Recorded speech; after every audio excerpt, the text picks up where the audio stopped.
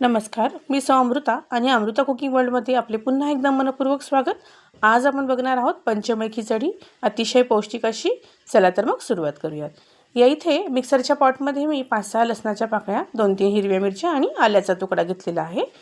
इथे मी मिक्स भाज्या घेतलेल्या आहे, ज्यामध्ये गाजर, बटाटा, फ्लॉवर, सिमला मिरची, तुमच्याकडे जे अवेलेबल असतील त्या भाज्या इथे घेऊ शकता. वाटाणेसुद्धा घेऊ शकता. शेंगादाणे घेतलेले आहेत.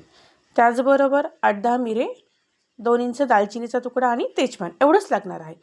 आणि इथे मी आता अर्धी वाटी मिक्स डाळी घेतलेली आहेत.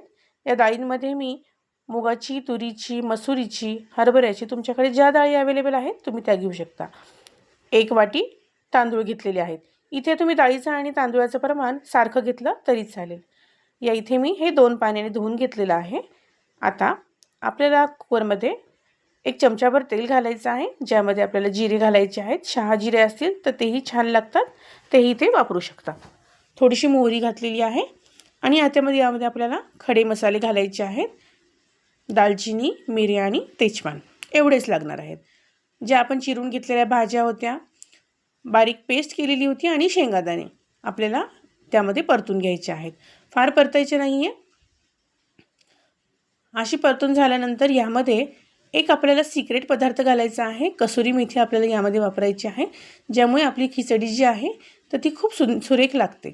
आपण धुवून घेतलेले तांदूळ आणि डाळ यामध्ये घालणार आहोत.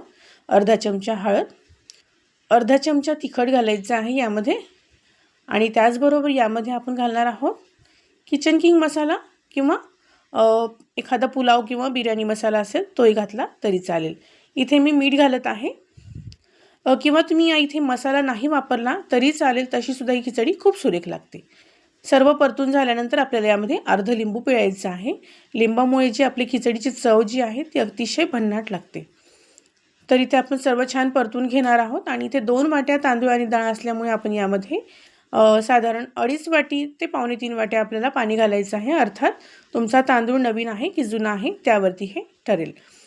तर इथे 2 शिट्ट्यांमध्ये मी खिचडी छान शिजवून घेतलेली आहे. बघू शकता खूप सुंदर असा रंग आलेला आहे. नवीन रंगीत भाज्या आहेत.